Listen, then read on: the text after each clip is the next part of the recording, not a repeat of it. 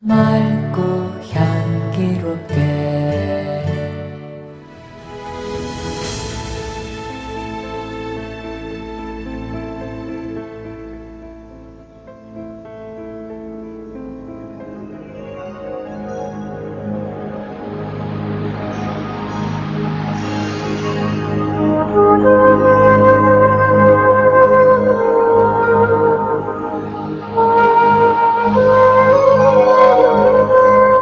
가난한 삶.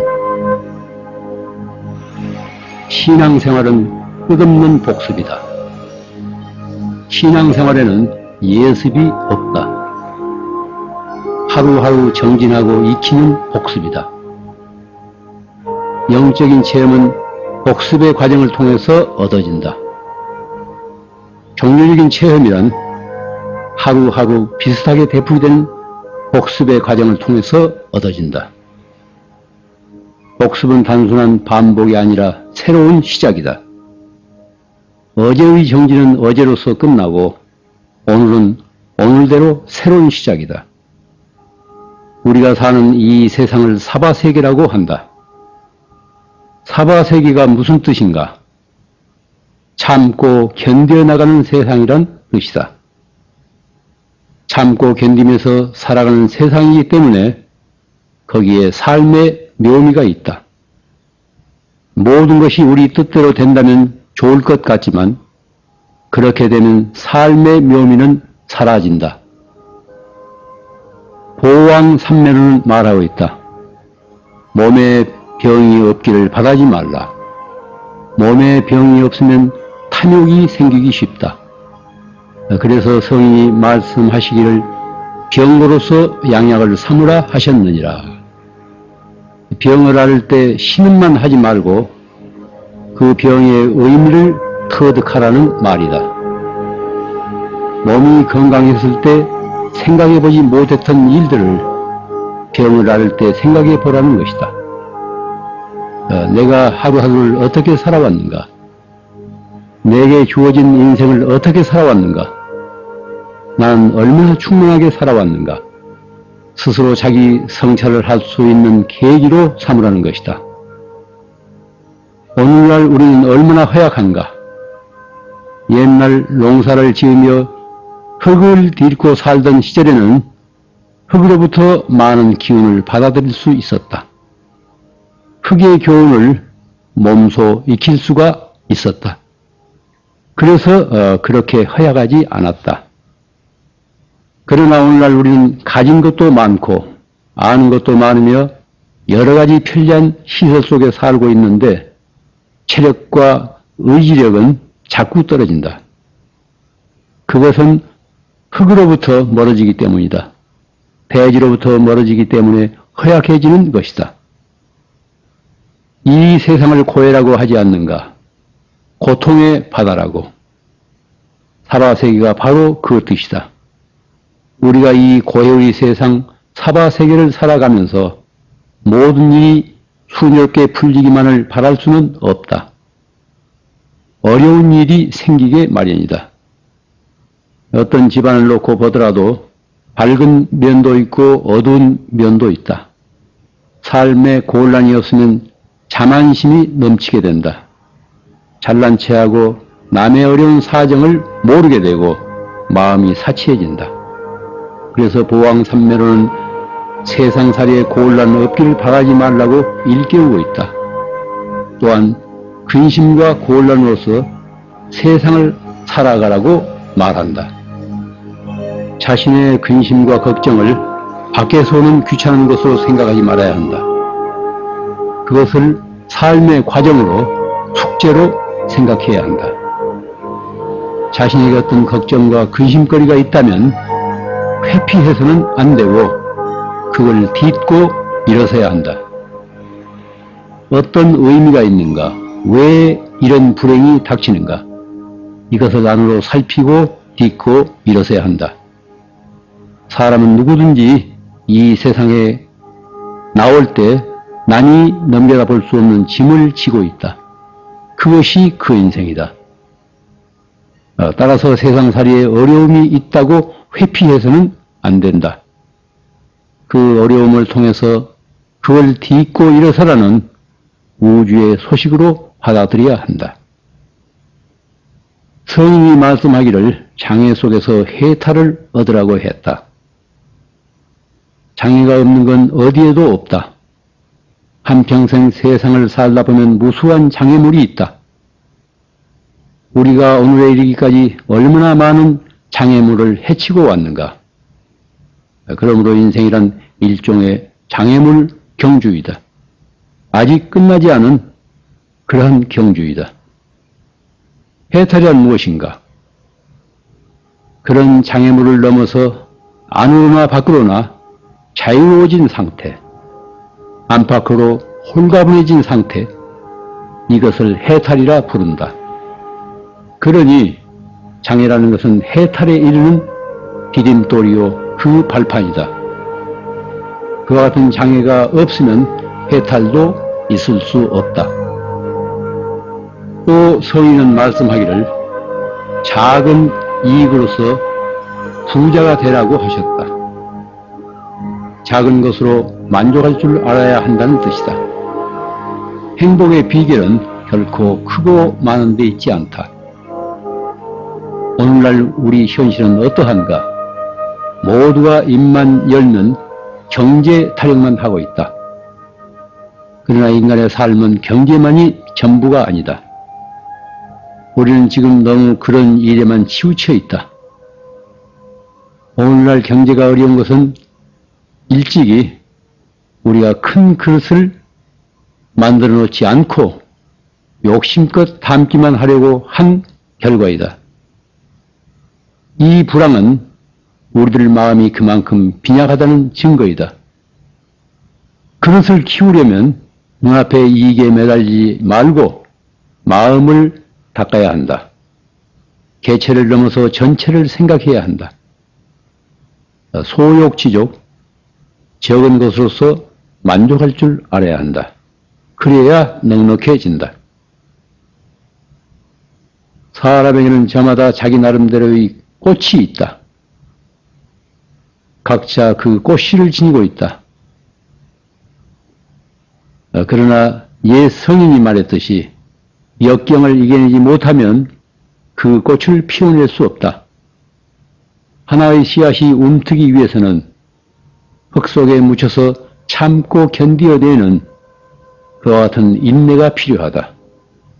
그래서 사바세계, 참고 견디는 세계라는 것이다. 여기에 감춰진 삶의 묘미가 있다.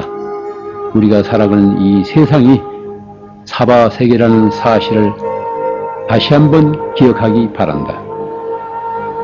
극락도 지옥도 아닌 사바세계, 참고 견딜만한 세상, 여기에 삶의 묘미가 있다.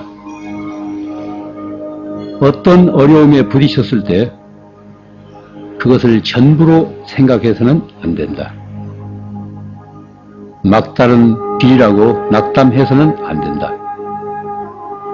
우리 전생의 과정에서 볼 때 그것은 마땅히 통과해야 할 하나의 관문이다.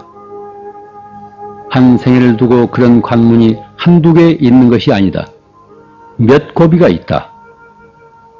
그와 같은 관문을 하나씩 통과할 때마다 정신적인 연륜이 쌓여간다.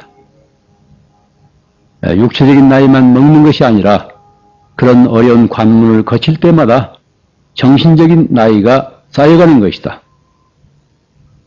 그것을 통해 새로운 눈이 열린다. 그래야 인간이 성숙해진다.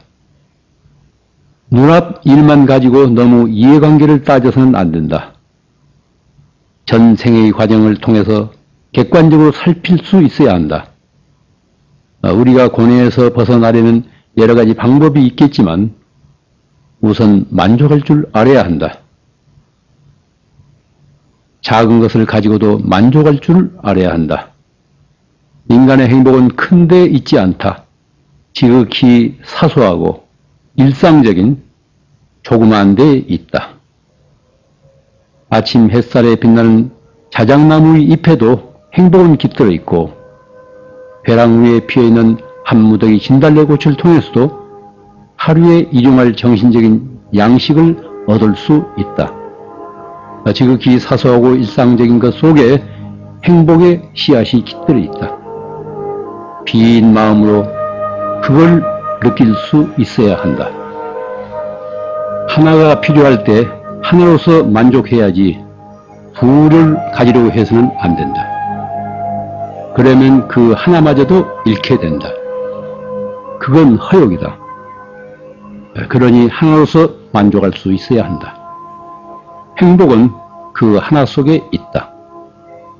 둘을 얻게 되면 행복에 희석되어서 그 하나마저도 마침내 잃게 된다. 이렇게 말하면 그러다 언제 잘 살겠느냐고 하겠지만 이런 어려운 시대에는 작고 적은 것으로서 만족하며 살아야 한다. 그래야 마음의 평화를 잃지 않는다. 노자는 도덕경에서 이렇게 말하고 있다. 죄악 중에서도 탐욕보다 더 큰 죄악은 없고 재앙 중에서도 만족할 줄 모르는 것보다 더 큰 재앙이 없으며 허물 중에서도 욕망을 다 채우려는 것보다 더 큰 허물은 없다. 죄악이라는 게 무엇인가? 본수에 지나친 욕망인 그 탐욕에서 온다. 그래서 경전에서는 탐욕이 생사윤회의 근본이라고 말한다. 탐욕은 자기 분수밖에 욕심이다. 노자는 뒤이어서 말한다. 따라서 넉넉할 줄 알면 항상 풍족하다. 결국은 만족하면서 살라는 가르침이다. 이 세상에서 영원한 것은 아무것도 없다. 어떤 어려운 일도 어떤 즐거운 일도 영원하지 않다. 모두 한때일 뿐이다.